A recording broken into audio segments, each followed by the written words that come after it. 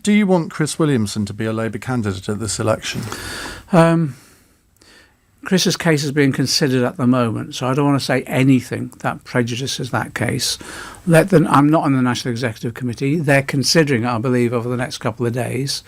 And they'll have in front of them the various complaints and also, I think, Chris's submissions on that. So we'll await their outcome. The right answer to that question was no. You don't want him to be a candidate at the next election. I don't want to prejudice with the hearings that are taking place at the moment. But what do you say to Jewish people who think, well, that is yet another example of the Labour Party equivocating over somebody who has clearly made remarks that people consider anti-Semitic? Some consider anti-Semitic, and that's what Chris is challenging at the moment. Most Jewish people consider Some anti-Semitic. do, but that's the argument that's taking place at the moment. So he's having a fair hearing, and it will be undertaken fairly and scrupulously. Why hasn't Jeremy Corbyn sued people who call him anti-Semitic? Because Jeremy is not the sort of person who resorts to courts. I can't think of many worse insults to somebody. And if you know that you're not anti-Semitic, why wouldn't you take action against people who call you that? Often it's my view is that the courts usually aren't the sort of place for that sort of discussion.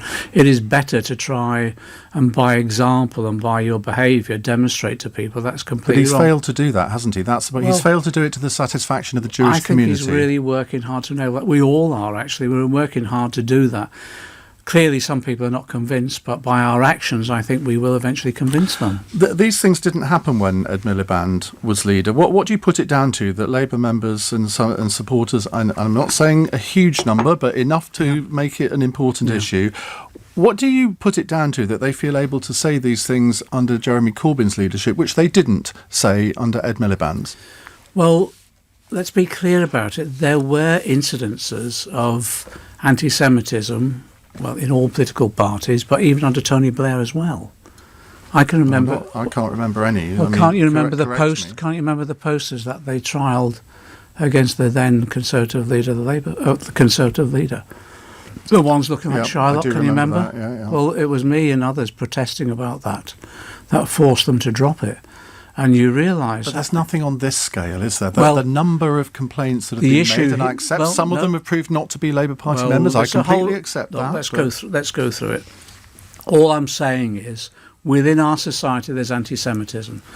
Within the Labour Party, because we affect society, and the Conservative Party, exactly the same, there will be anti-Semitism. And there's a traditional language and... I think rather obscene portrayals of Jewish people that have been used right the way across our history, including in recent years, not just under Jeremy Corbyn. What's happened? Jeremy Corbyn actually endorsed one of them. That's right, and he apologised and said, "Oh my God, that's exactly." But he must have known. I mean, you cannot look at that picture and think that is anything other than portraying the stereotypical Jewish businessman. He completely accepted he made a mistake. But look, that's what happened under Tony Blair. And they didn't realise just what a trope it was. And a number of us actually pointed out that's what happened. Twice you defended Tony Blair in this interview. No, I'm not defending it. I'm saying we had to intervene to say this is wrong. But it's happened in other political parties as well. And can I just say to you as well, when Boris Johnson was editor of The Spectator, he's had someone publishing an article when he was editor of The Spectator saying, I'm a soi-disant anti-Semite. What is that about as well? All I'm saying is that wherever it occurs, we've got to deal with it. And in all our political parties, anti-Semitism has been there. Jews are leaving the Labour Party, not the Tory Party, aren't they? You have to admit that. That's true. And a lot of them are considering leaving the country if you get into power. Now, that must be embarrassing. No, it's saddening. It's not embarrassing, it's saddening. And the message that goes out from me and the party is that Jewish people should have no grounds for taking that decision. It saddens me that anyone is even thinking about it, but we've listened, We've learnt, we've taken the actions required of us. We've brought in, no other party's done this, we've brought in an education programme so that our members recognise the sort of history of anti-Semitism there is in our society. You say that, but Louise Ellman, long-standing MP, you will know her very well. She quit the Labour Party a few weeks ago, and this is what she said.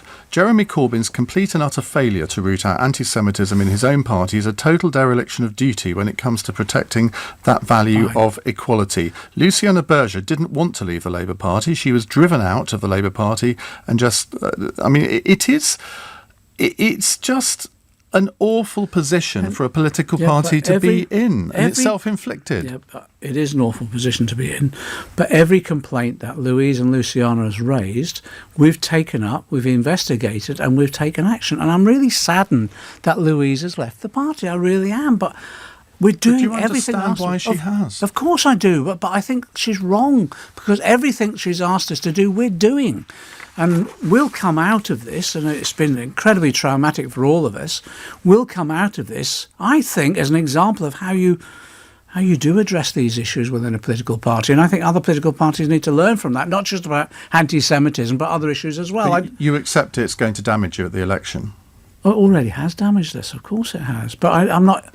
I know this sounds a bit pompous, and I don't mean it. The electoral damage isn't the issue for us. I think that's the most trivial matter here. The issue, it isn't about the electoral damage. It's about our standing in society, but our standing within the Jewish community. Now, we're addressing it. I think we'll overcome it. And as a result of that, we'll be a stronger party. And we'll demonstrate that we can be the anti-racist party that this country needs.